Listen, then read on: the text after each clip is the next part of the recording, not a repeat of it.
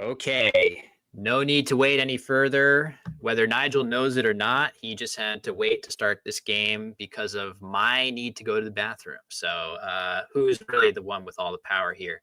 I think it's me, folks. Just kidding. We can tell the players that they can get started. Eric with the first move here. He's 9-7. Normally, that would be firmly in the mix. Still, you could still go on a run of wins, but when the player in first place is the greatest player of all time and has literally not lost a game, things start to feel a little bit grim for you if you're at 9-7 here, Weibin. But Eric's going to give it his absolute best, and a good but not great rack for him to start.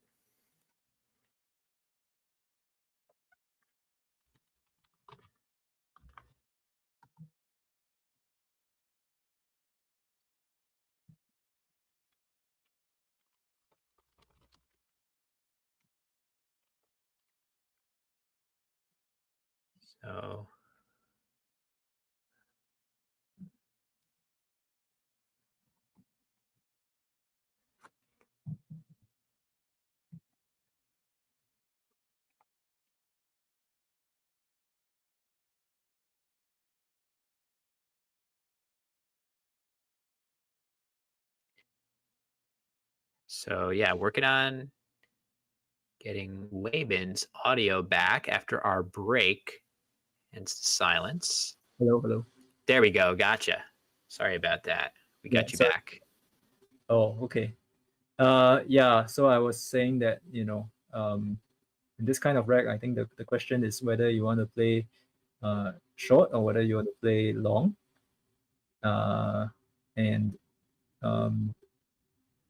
I think, yeah, well, what do you think about this? I think I might play long for this, actually. I might just play off more tiles and just get the score for this. It's not sure whether any leave is really worth, whether it's worth playing like just 3 tiles or something. I'll probably play a bit longer for this. Yeah, this is a tough one for sure between the short and long plays, without question. Boated seems as good as anything. I might have.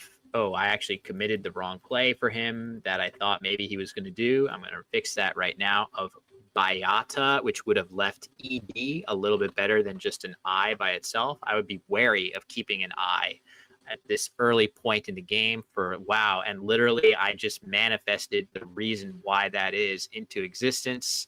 Unfortunately, I didn't mean to do that, but it appears that I did. Curse. Yeah, commentator's curse right there. That's kind of why you have to be careful keeping an eye just by itself. You can draw more, and that really hurts your ability to do much. Meanwhile, though, Nigel just playing mute. This is kind of thematic. We've been a couple of times in the early going now. We've seen Nigel play overlapping moves atop or alongside the first move of the game, in particular blocking off the E that's floating. It seems like he is very aware that those floating E's on the board can often turn weak racks into bingos. Yeah, I think you can see that he spots the overlaps really quickly, and sometimes the overlaps don't have to be extremely lucrative, right? This is something which you can see that the vowels are on top of the double letter scores. They don't really score that many points on their own, but overall somehow it's just the best play. I mean, yeah, he's not spending too much time looking through the O or the B, so that's yeah. He spent like 40 seconds on this move.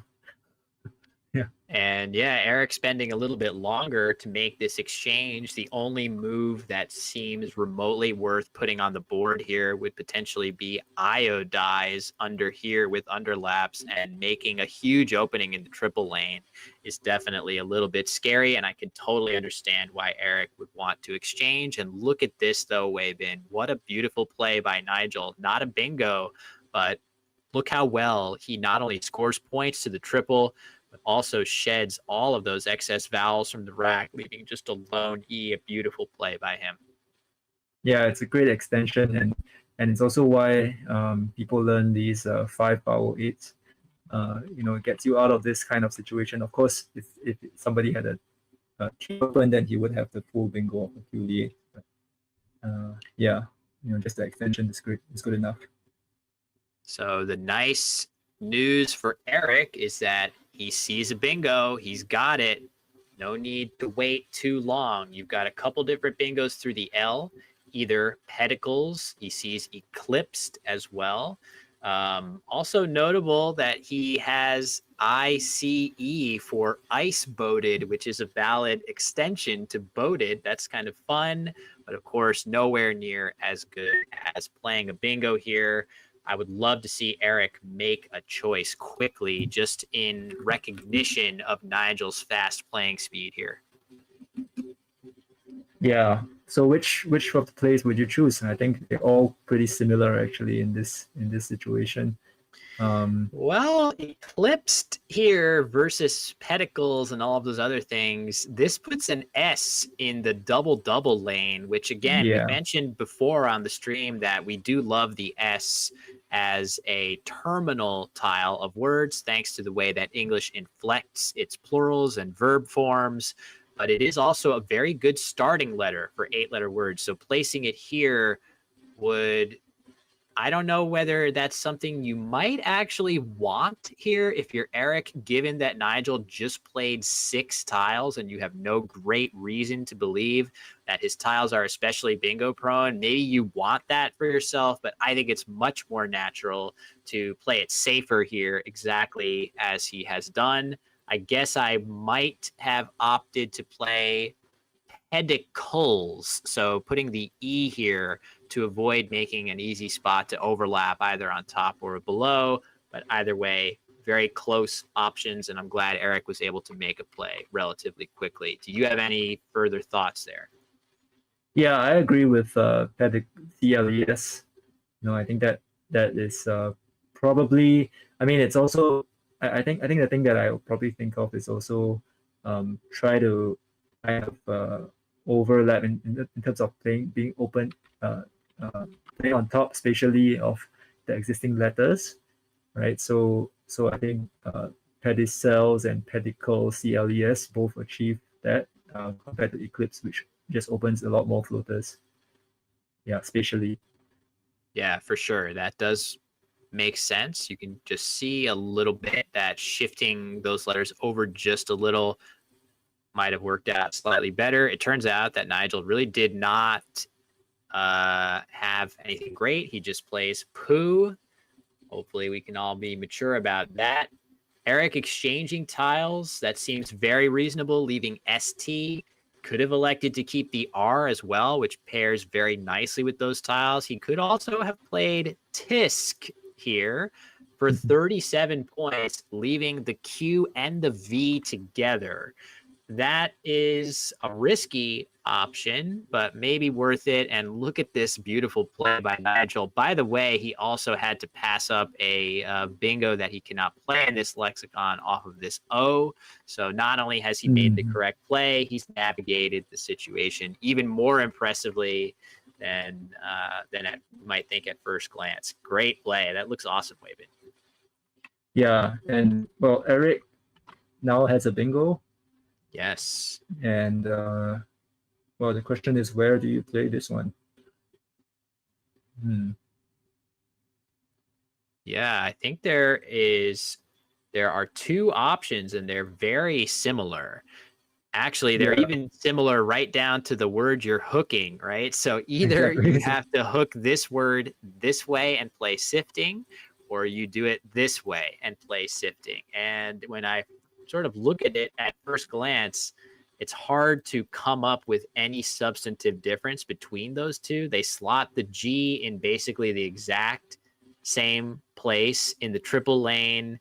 I'm not 100% sure. Both of them slot an F right in this spot where you would be giving up double doubles through an F, which isn't really that scary. So I think these are almost as equivalent as 2 plays could ever get in a Scrabble game, Weibin. Yeah, I mean, one slight difference, I guess, is once again a spatial kind of thing.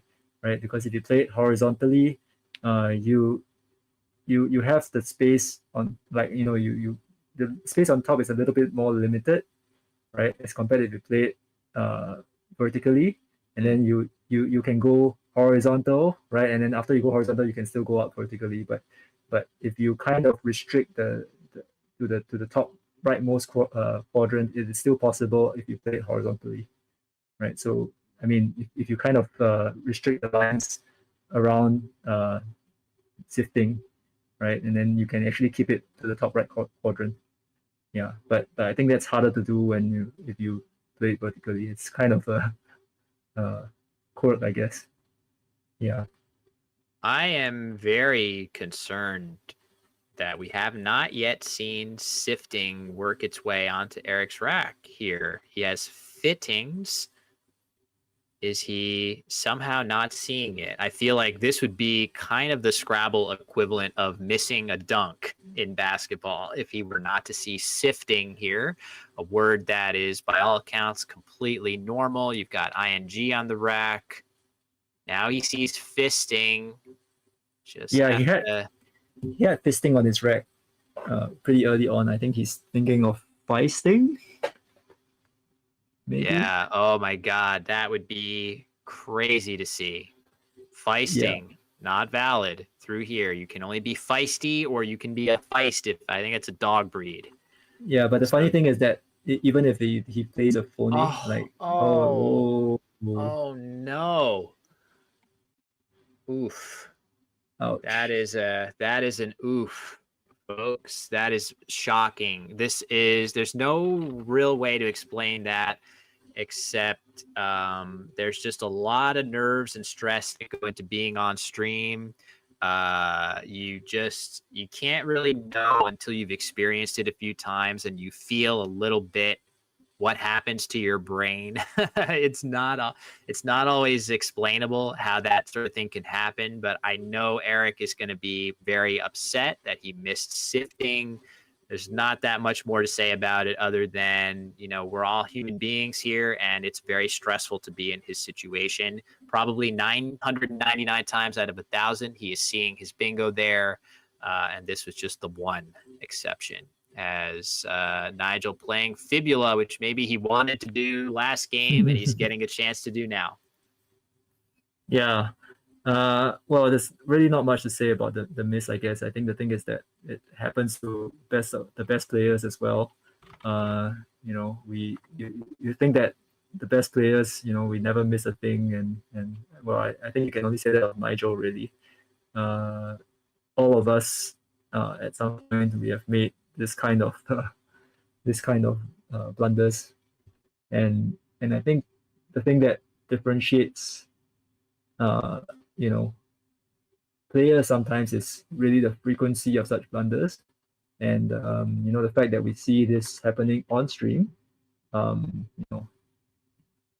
I think for Eric to even be on this table probably means that he has really played well enough to come here, right? Enough to be on this table. For sure. Yeah, so I think even if he missed sifting, it's just one miss, which And he's been able to come right back with Tinders for a good score alongside Fibula, which I do want to point out that Fibula is kind of weird, making this really big scoring spot when Nigel could have played Fugio in the same spot. So maybe Nigel reasoning that after Eric's play of Fig, spending a long time on Fig, no less, he's less likely to have all of those high point consonants that are going to hit really, really hard going down here. So he's going to set up a spot to use it himself. Nigel now thinking about playing cozenage here off of the C. 70 points for that one. Renegado is also available down low. So it'd be very surprising for Nigel to open the E in the triple lane. And there, as if on cue, Weibin, he rearranges his tiles. Yeah. I mean, the idea behind cozenage would probably be after you play that, you just have two huge spots open, and you just hope that you draw good enough tiles to to land, a huge score in the next turn. But Renegado is a lot more controlled.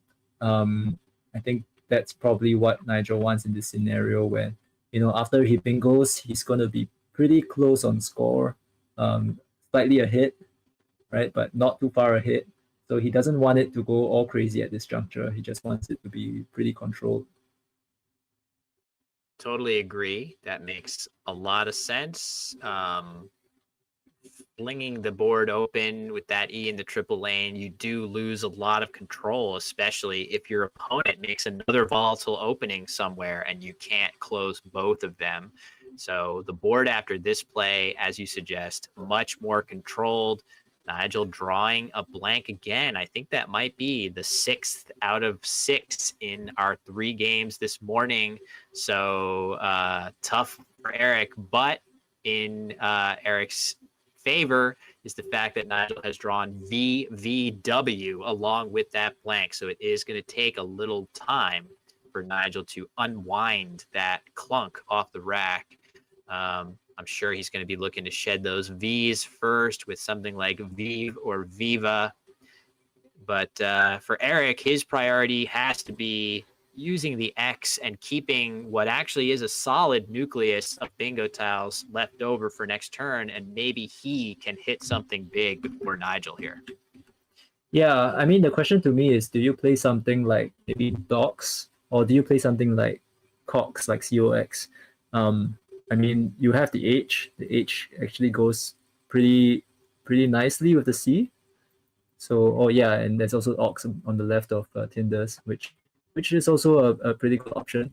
So, do you think that the C is really worth? It goes so well with your H that you want to keep that line open. It's something that I would think about in this scenario. Yeah. Yeah, for sure. And then another option with to lump in there would be something like Index as well, which scores a little bit better at a bit more of a cost to your leave. It is worth noting, if I'm Eric, I'm going to probably try to look into this unseen pool, and you can see very few E's left. I would probably want to prioritize keeping an E if at all possible, because your odds of getting another one from the bag, not great. So hanging on to it for dear life. The E, such a good bingo tile. So many inflections contain it. So many words contain it. Wouldn't want to spend it unless you really had a great need to do so. Index scores 36, whereas Ox in the lower left corner scores 29. I feel like that is easily comparable enough for me to want to take the lower score and max out my bingo chance. Yeah, I think this. I mean, what you just mentioned is something that is an important skill. Like, being patient, not taking the points all the time, knowing when to take them and when to actually assess what is left in the bag, and try to strategize from that point of view. I think that's something which is quite important. And I think Eric has made the right choice of playing OX, and I think keeping the C open for his H, I think that's a good choice as well. Yeah, totally agree. Eric with a FO draw, which is probably not what he wanted to see. He sees infotech. He sees infotech. You're right. He sees it, but there's no point because it doesn't fit on the board. That's kind of sad to draw a bingo that potentially could play through a C, but he needs that C to be earlier in the word. So yes, he's correct that there is an 8-letter word with a C, but it is pointless as Nigel dumps both V's here. And if he draws something good, some vowels, no vowels for him. Twinkles would almost play for him, but it looks like maybe Eric is going to escape one more turn with Nigel not having a bingo, unless I'm missing something. So Eric has to be careful what he plays here. Inadvertently, he might open something new, but this is very cat and mouse here. Nigel with the second blank and a small lead. Eric with some good bingo tiles. Eric has to somehow find a way to get that next bingo down before Nigel here, which could be tough. Yeah, he has to be patient, I think. I mean, I think the thing that people often, you know, make a mistake in this kind of situations is they start to think that, you know, there's only one way I can do it. You know, there's only one way I can win, and then they put all their invest too much. Number one, it could be like, you know, too much time trying to find a good play, or you know, just one strategy. And but actually, there could be a lot of ways to win in such a to get an advantage in such a scenario. So I think yeah, like one example is like if you just fixate on playing short, right, and just, you know, fishing tiles, you know, turn by turn and trying to get a bingo, you may actually miss other very high scoring plays that you know, net you a good number of points, and you know, you may actually lose out over the long term because you keep fishing. Yeah, but I think FOH is it's a pretty standard balancing play. It doesn't give away too much as well, so I think this is something that I can get behind. Yeah, for sure. This is a solid play. Eric getting rid of his 2 4-point tiles, leaving a very solid 4-tile bingo leave behind him. He just needs to draw anything balanced at all. And there we go. Unities now on his rack. He should be able to at least play Q10 off of the C. That's a little bit scary, given that Nigel has the blank. We could definitely see if Nigel, he's not going to bingo right now, but we could easily see a very scary sequence happen where Nigel dumps some of his high point tiles. Eric doesn't have a good place to play unities. He may play Q10, I should say, and that would potentially result in a triple for Nigel. That is how things could easily play out from here. So it's a little scary. Let's see. Yeah, I think it's more likely that Nigel blocks it. Oh my God. Does that leave Eric homeless with this? That would be insane if that's true, and it is. That is devastating. So the bingo would have played through that C, and if I'm Eric, I am not expecting that at all from Nigel. I am not expecting walk there. I'm expecting any number of plays down here. You can score pretty well, maybe play through OD to the triple, anything but that is what I'm expecting. So a tough break, and the clocks once again, Weibin, starting to rear up. Yeah. Do you think Nigel's gonna extend walk?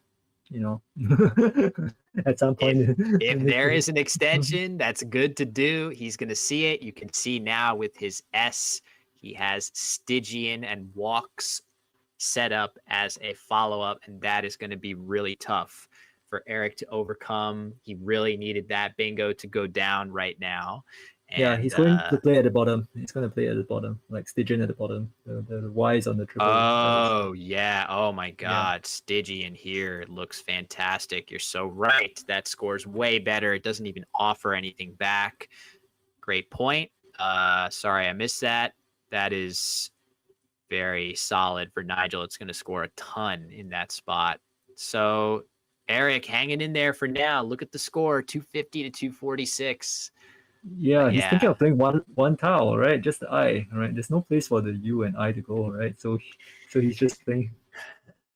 Where would he play it? Just here? Yeah, he's just gonna play just the I. I don't think this changes much from Nigel's perspective. I think he's just gonna say, all right, well, good for you. You're about to bingo, but I'm about to bingo for 92 points here. And Eric does have bingos to come back with now.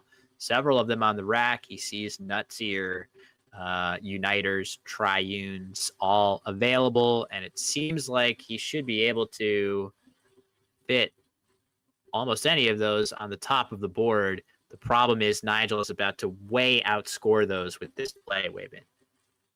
Yeah. I think there's really not much that Eric could have done in that situation. Being quite unlucky with his play of Q10 being blocked, and I think after that Nigel actually landing a 90-point bingo. yeah, but I think this kind of shows like how fickle the game can be at times. I guess. Yeah, I mean he had such a good bingo, such a good rack, such a good chance to get a lead in this game, and now he's just trying to play catch up. It does draw the Q, could slow him down depending on what's available on the board. I do have some concern of Eric maybe feeling inspired to put an S on here. This is an adjective. You can't do that. If he were to try that right now, that would be basically instant game over to take a 0 on this turn instead of what we probably think should be neuritis through the eye of Stygian. This seems reasonable.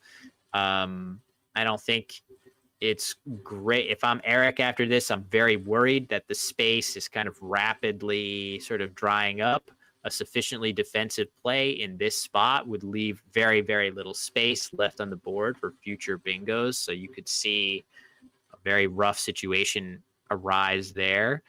But yeah, either way, Eric sees some bingos. He just has to either play Triune's Nutsier or Neuritis through the Eye of Stygian, and he is going to need some serious help from the bag and from Nigel not blocking sufficiently well.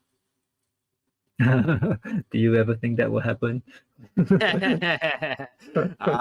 It's, hey, strange things happen in Scrabble all the time. I admit it's not something I would want to bet a lot of money on. Yeah, so Triune's going on the board now. Well, I think it is a play that's worth considering because it also, I mean, I guess the question is, what do you want to play? What can you play in this scenario that keeps the most number of lines open? Well, for me, it's probably still Neuritis, I think, but Triunes also has a few, things going on for it, I guess.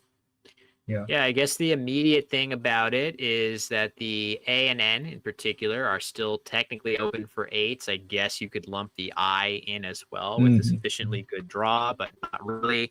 The other thing is that a play moving across from the S would score well and open the board, which so it's hard for, if I'm Nigel, it's hard for me to make a move across the board with the S because I would be very concerned about opening bingo lanes back to Eric that were not available previously. But I do feel like if I'm Nigel, I don't have to worry that much about just playing something here. It feels like there's just no way that Eric is going to bingo after a play like that, right? Like it's going to be very difficult to overlap it here. Look at all the R's. If I'm Nigel, I'm seeing all those R's. Could be tough. So basically, if I'm Nigel and I play something here, my main concern is drawing some help for that Q. The QJ combination is going to be unwieldy heading into this pre-end game. Yeah, and you can see Nigel setting up the J right there with his play of Mu. Oh, beautiful. That's just so good. Normally you would play Mo 10 times out of 10, but he's played Mu so that he keeps JO. That is fantastic on his part. Classic. Oh my God. Even in these little nuances, Weibin, he just finds them every time. Yeah.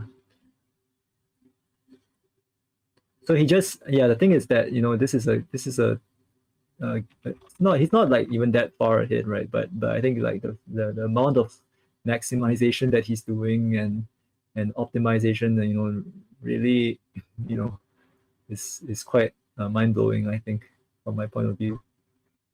Yeah. Yeah. Another thing that I guess is a little bit worrisome is he now has a great way to shed his Q in Trank right here. I guess if I'm Nigel, you have to look very hard at, am I possibly going to give something back with this play? No S's left, so you don't have to worry about that. But Nigel being Nigel, he's probably going to sort of quickly, there he is, looking at his tracking and figuring out, if I play Trank right now to get rid of my Q, what am I going to lose to that's maybe through that N, right? If you look at Trank on the board, it's going to put an N right here. I'd have to look through that. I'd have to look at this R and make sure that I'm not giving up any bingos here. The reason being, there's only 3 tiles in the bag, and Trank uses 4. So you'd be emptying the bag and instantly losing to a bingo here if you're Nigel. But it feels kind of where I'm sitting, I'm looking at the unseen tiles. I'm not Nigel. I feel like you're going to win a lot of the time. Yeah, I think probably your opponent would need a bingo, and I would probably focus on whether my opponent has a possible bingo, which I think is I don't see any from my point of view, but yeah, I mean, this is a different lexicon for me. Verifying the tiles in the bag. He's Yeah. counting. He feels 3 in the bag, and he knows that Trank is going to empty. In certain cases, emptying the bag, even as dangerous as it feels, knowing you're going to lose to a bingo out, sometimes emptying the bag is correct, Weibin, because you deny your opponent a chance to fish a second time for a bingo that they didn't previously have. So there are situations where it's actually good to empty the bag. In this case, I'm not even sure how Eric would manifest another bingo possibility on his rack. So I think either way, Nigel is in very good shape again. But yeah, it looks like he's verified to his satisfaction here. And I feel like this kind of makes sense. I think other human beings could probably come to that realization as well. Yeah. Do you actually see any possible losses for him if he plays Trank?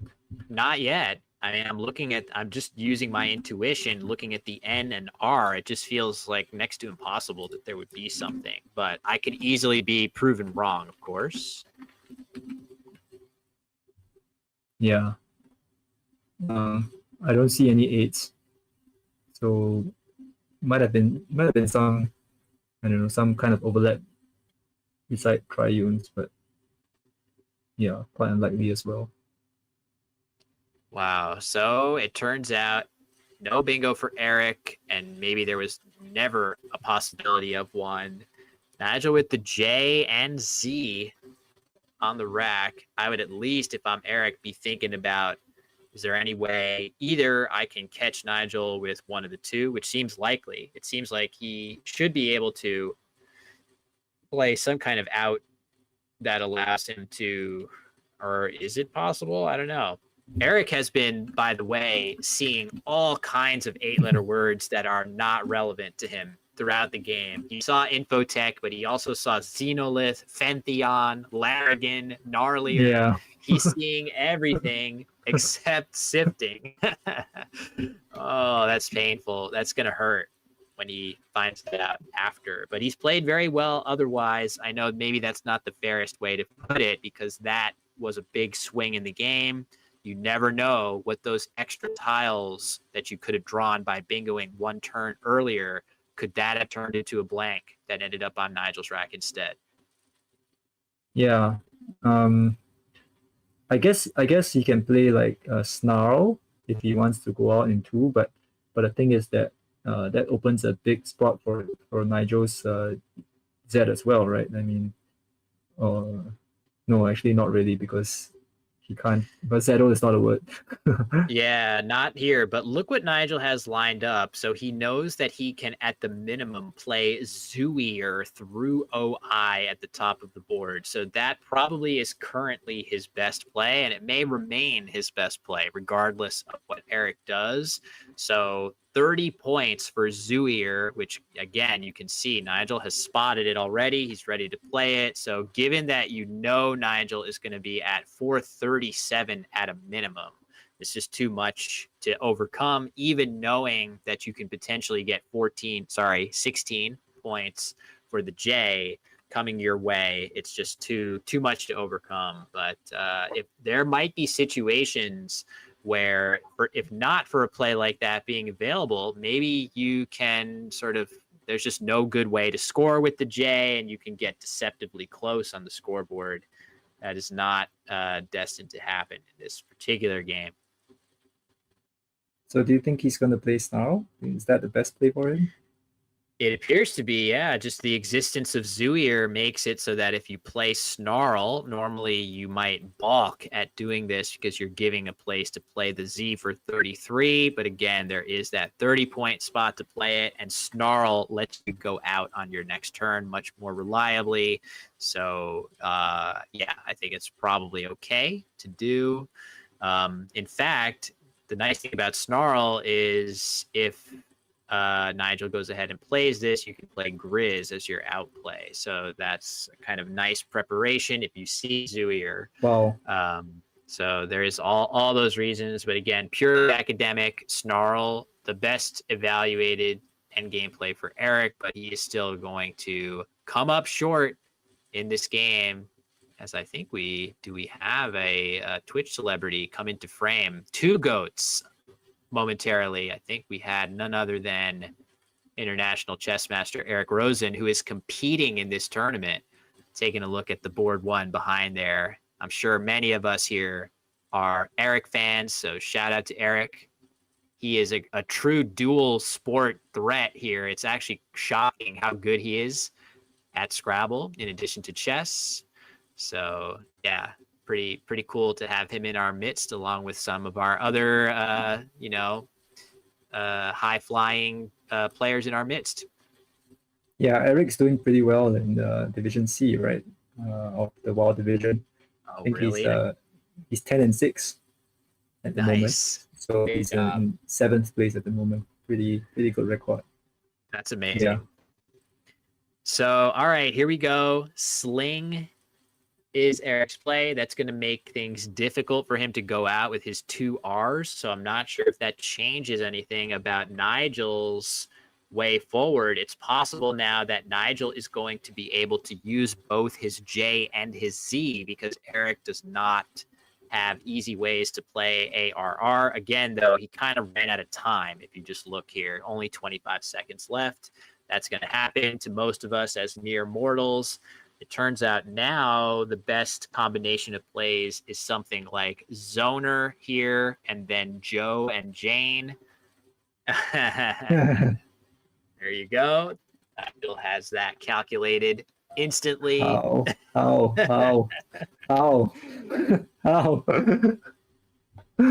It's pretty crazy to see that in real time, Weibin. It never gets old, really. Yeah, you know, I was watching yesterday's videos of Nigel, and I was thinking, oh, to myself, this guy is so super fast, and then I realized that, oh yeah, I'm watching this video in 1.5 times speed, and maybe that's why. Then today I'm looking at this and I'm like, no, he's just that fast. He's just just finding the best play in 10 seconds and playing it. The best end game. Yeah. Yeah, sorry, I failed to update the Zoner score. It's up now. Should be up momentarily. There you go. After all the plays by both players there, final score here is Eric 383, Nigel 471, and Nigel moves up to 17-0. Absolutely incredible stuff that we're seeing here, Weibin. There are very, very good players all across this field. It's just pretty amazing to think that this is what happens when the GOAT, I feel like he's drawn all 6 blanks this morning. He's drawn well, but at the slightest faltering of his opponent, he is just seizing command of every game. It's been pretty special to see. Yeah, I think I'm gonna switch to the overhead mics for a bit to listen to any conversation that's going on. Oh, sure. Yeah, Eric's gonna have something to say for sure. Let's hear.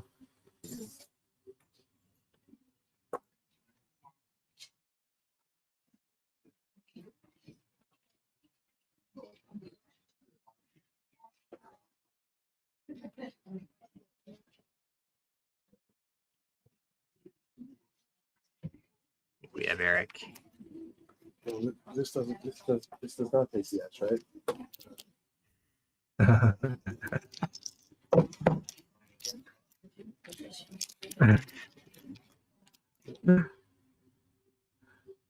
Yeah.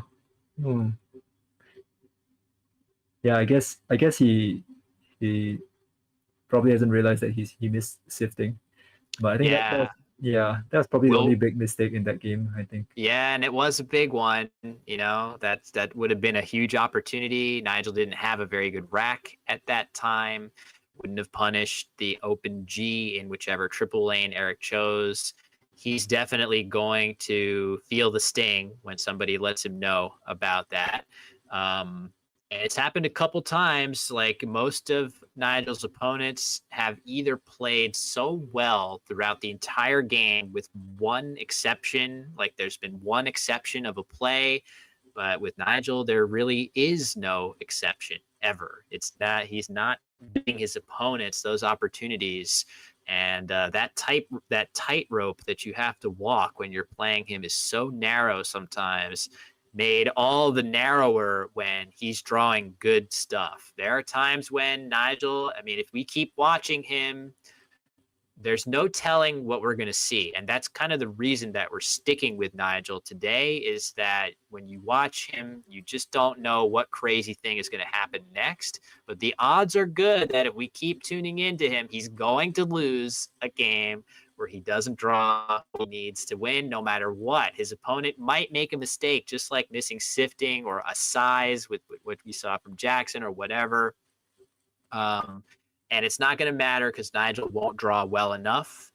That is going to happen at some point, or maybe this time it won't. And there's no way to know unless we keep tuning in to find out. So, but Weibin, wouldn't you agree that it's only natural to expect he's going to drop a game at some point here? Well, I mean, going by the logic that he wins 75% of his games, you know, every single game we're just sitting there and waiting for the 25% chance that that someone's going to beat him. And I think, I mean, if you calculate the probabilities, of course, over a long series of game, you expect him to drop one, right? But you know, every single game we're just looking at it. You know, we can assume that we have a 25% chance of him losing, and we're not getting that so far out of the 17 games. But that's really quite something. It's really quite something. Yeah, this is definitely a whatever bottom 1% of 1% type outcome to continue to win like this. But he really has played every bit as well as you would ever expect. Every now and then somebody has this idea of, could he be rusty? Could he not be able to switch so seamlessly back and forth anymore? And I guess the first time he fails to rise to that expectation, the next time he fails to rise to that expectation will be the first, because he always proves that he is still right at the top of his game. So in any case, that does it for our morning session here.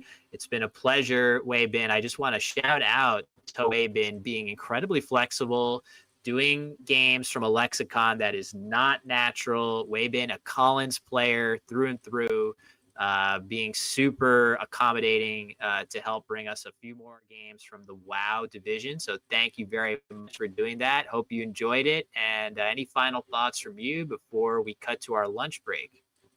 Well, I want to thank the team. I mean, for such a great opportunity to, to watch Nigel play.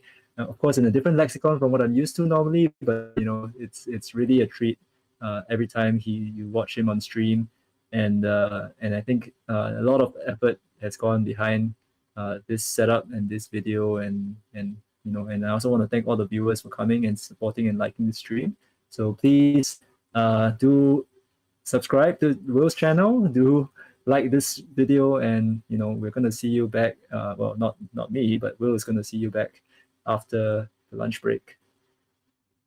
True. Yeah. A couple hours from now, we will be back with 4 more games. And we're going to stick with this division. It seems like at this rate, we may be hopping back into the Collins division towards the end of the tournament. If the WoW division continues like this, we may know who our winner is earlier than expected. So in any case, thank you, Weibin, for the kind words and for hopping aboard with me.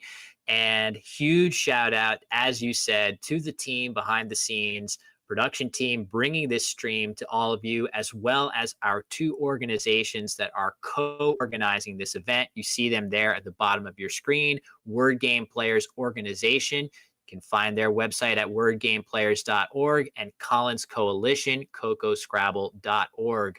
Both fantastic places to go for more information about our Scrabble community. So with that, that does it for our morning stream. 3 more games in the books, 3 more wins for Nigel Richards, who runs his record to an unbelievable 17-0.